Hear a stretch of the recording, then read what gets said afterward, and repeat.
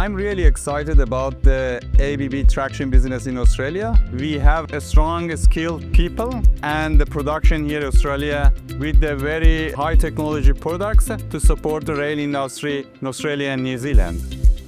Today we're at the AusRAIL Plus exhibition in the Melbourne Convention Centre. We're showcasing our traction converters and our traction motors, both of which will be manufactured locally in our factory in Maryborough, Queensland.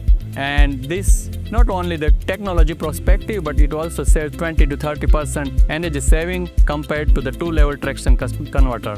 We are deploying this converter or this technology into the QTMP project, first time in Australia.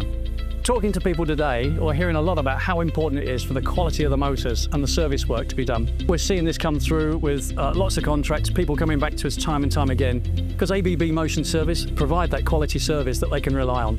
I'm so proud that now finally we can open our factory here in Australia. We have a fantastic team here, and I see a lot of patience from all the team members here.